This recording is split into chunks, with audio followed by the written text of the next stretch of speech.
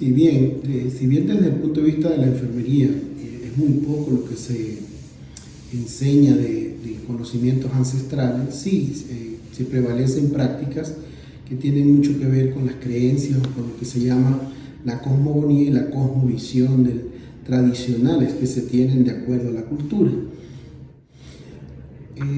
Más que aceptación es un tema también relacionado con las normativas institucionales. Por lo regular estas normativas en algunos países no toman en cuenta mucho la medicina tradicional. En el caso de Ecuador, el caso del parto culturalmente adecuado. Sin embargo, estas prácticas siento que no son tan aceptadas, puesto que el personal considera que no está basada en un conocimiento científico, y esto pudiera hacerles pensar que no son efectivas. Bien, en general se utilizan, por ejemplo, en la zona andina se utilizan mucho, por ejemplo, ungüentos con base a coca u otras plantas que tienen efectos analgésicos. Sin embargo, estas prácticas, repito, no son estandarizadas, no son, digamos, científicamente validadas, y por lo tanto tienen como baja aceptación en enfermería. Más allá de otras plantas que tienen el uso básicamente para enfermedades crónicas, puede ser también, que son bebidas muy puntuales. En el caso también de Ecuador se habla mucho de una bebida que se prepara durante el parto para la mujer, para que produzca leche también, pero de nuevo no se cuenta con mucha evidencia que pudiera dar soporte a este tipo de práctica. En general, el Ministerio de Salud Pública, a partir de una política de la Organización Mundial de la Salud que tiene que ver con el uso de lo que se llaman prácticas alternativas o complementarias, pues hay cierto nivel de aceptación. Sin embargo, no son prácticas institucionalizadas, es decir, no existe un protocolo o un estándar para usarlo, cosa que dificulta entonces esta práctica en las instituciones de salud. Básicamente las que se tratan con medicina tradicional se tratan a nivel del hogar.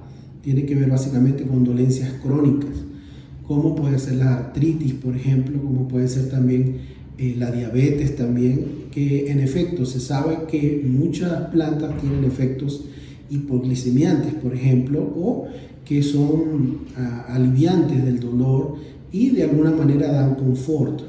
Sin embargo, repito, estas prácticas no tienden a ser tan estudiadas por nosotros desde el punto de vista del cuidado, y entonces no tenemos una práctica sistemática de ellos.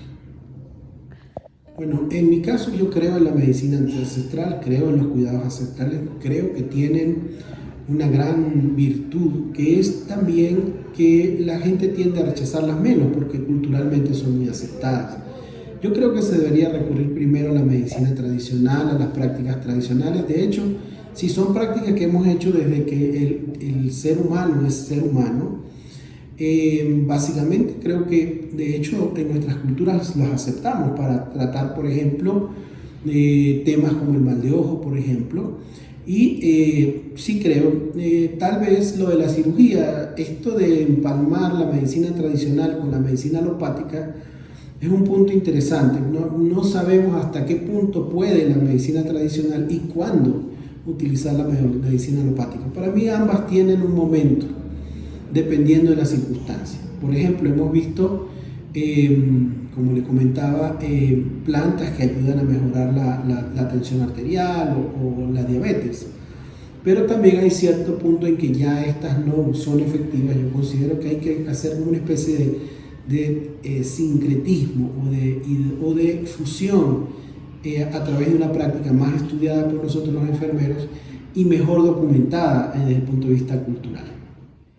Bien, lo que he visto en esta cultura básicamente está relacionado con el embarazo, el parto y el puerperio. Son, digamos, infusiones que se preparan, o también el uso de plantas a medidas como cataplasma, que se utilizan básicamente para aliviar algunas dolencias. Sin embargo, es probable que el mismo conocimiento ancestral haga que la persona entienda hasta dónde puede usar estas prácticas y luego cómo hay que pedirle a los servicios de salud cuando ya se entiende que no hay una efectividad de estas medidas tradicionales o cuidados ancestrales.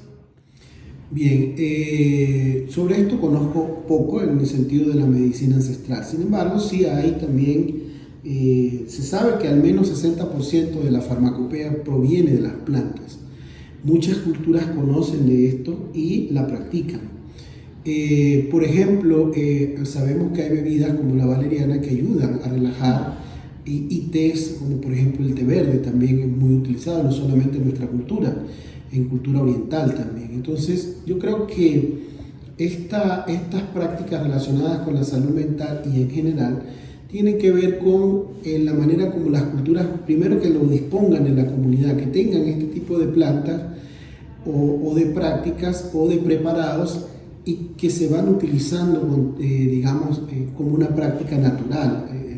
Es importante también recordar que toda la base de la medicina tradicional tiene el trasfondo que tiene es estar en armonía con el ambiente. Entonces esto también tiene que ver no solamente con el tema de qué darle de beber, sino también, por ejemplo, el caso como de la guayusa, que también es utilizada en el ámbito ecuatoriano y que se considera que tiene, digamos, propiedades liberadoras del espíritu.